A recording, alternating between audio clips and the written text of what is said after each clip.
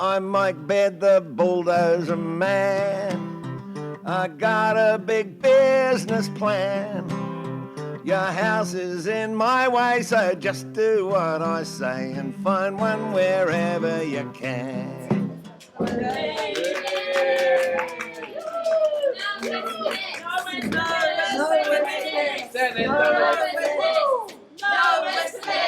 No WestConnex. We were not charged and we were not fined, which is the right result. But we certainly were given a very strict warning about never taking criminal action again, and we were certainly made to feel like we'd been very naughty.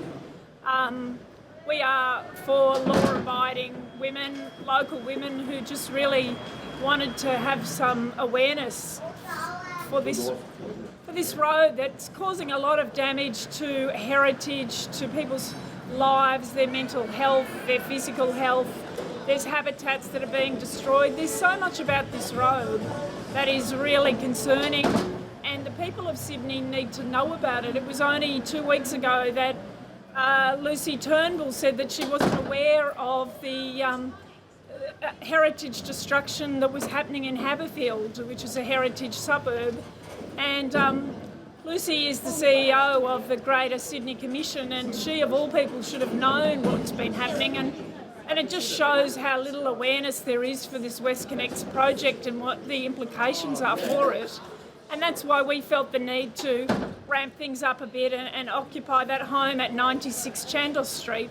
That home has since been demolished. It was a listed heritage. It was on the heritage listing because it was a precious historical artefact that belonged to the people of Sydney, and it's been destroyed.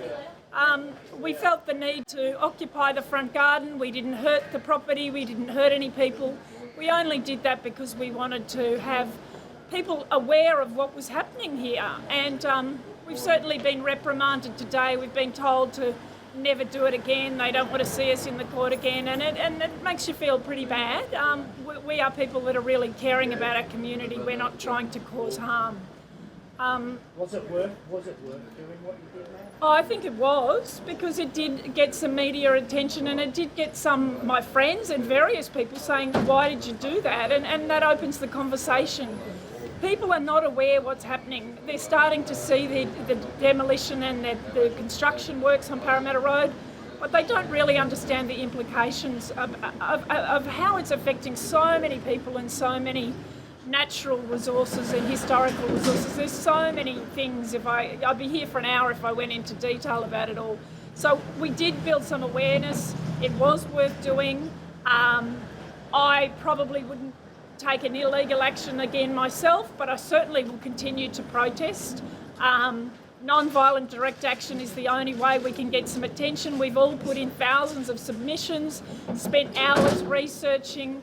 You know, some fantastic information was put to the government to explain why this project was not a good idea, and they ignored all of it.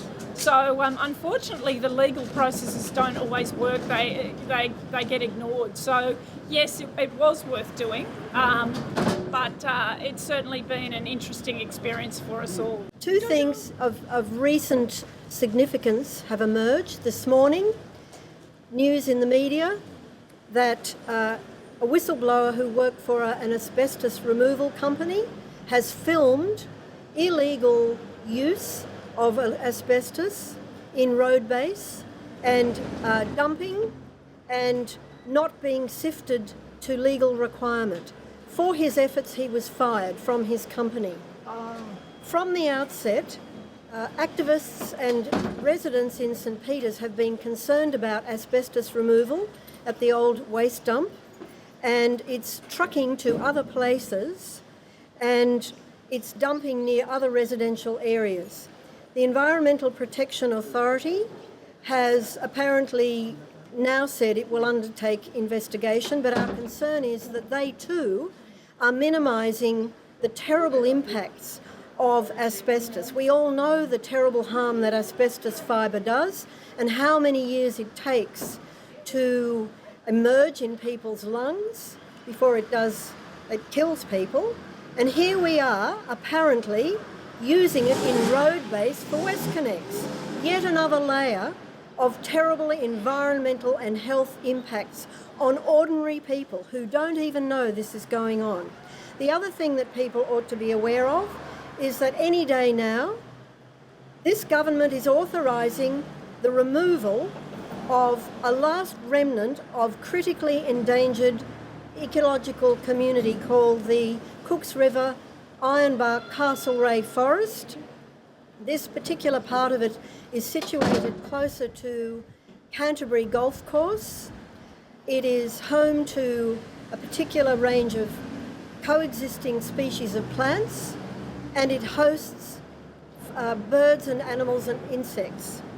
It was already protected when the first M5 was put through because it was recognised to be critically endangered, and now, apparently overriding any submissions put in by experts on this matter, it looks as if it will be removed, bulldozed, so that bulldozers and other trucks can park their trucks so that the M5 can be widened again. It beggars belief in this era of human-induced climate change that this is being allowed to happen.